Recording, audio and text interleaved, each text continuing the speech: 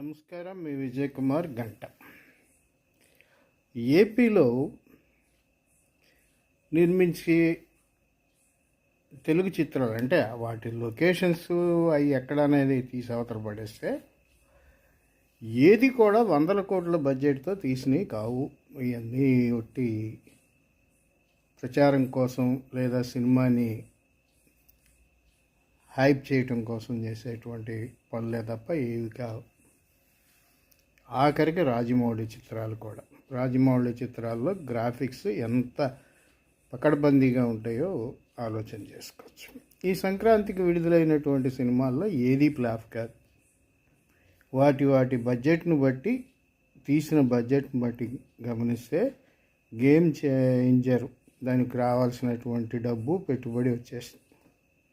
సంక్రాంతికి వస్తున్నాంకి అంతే, డాకు మహారాజ్కి అంతే. గేమ్ చేంజర్ మొదటి రోజే 100 కోట్ల క్లబ్లో చేరితే, మూడో రోజు సంక్రాంతికి వస్తున్నాం చేరింది, 4వ రోజు బాలయ్య డాకు మహారాజ్ చేరింది. అంటే ఇవి కలెక్షన్ల పరంగా మనకి సామాజిక మాధ్యమాల్లో చెప్పాను కదా మీకు, గజ్జి కురుపులు పడితే కనుక వెన్నీళ్లు పోసుకుని ఆనందపడే కొన్ని శక్తులు ఉన్నాయి సామాజిక మాధ్యమాలు.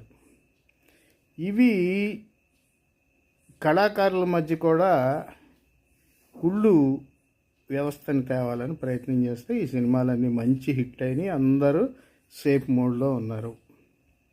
100 కోట్లు నష్టం వస్తే గుండెలను తట్టుకునే అంత స్థాయిలో ఏ నిర్మాత లేడు. తర్వాత తెలుగులో పాన్ ఇండియా సినిమాలు ఏవి నిర్మించబడలేదు.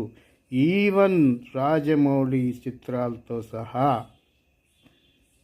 1-2 సందర్భాల్లో తప్ప అవి హిందీలో డబ్ చేయబడినటువంటి సినిమాలు ఆ యాక్టర్స్ని ఆయా దృశ్యాలకు అనుగుణంగా ఆ రాష్ట్రాల వాళ్ళని, ఆ భాష వాళ్ళని పెట్టుకున్నారు.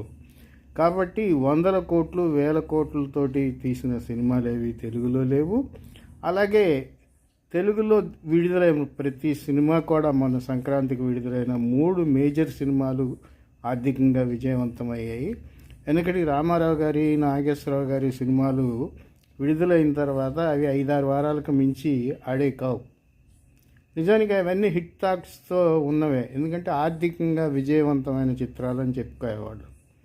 ఫైనాన్షియల్గా నిర్మాతకి రావాల్సినట్టే డిస్ట్రిబ్యూటర్కి రావాల్సింది వచ్చిన తర్వాత వాటిని వదిలేసేవాడు.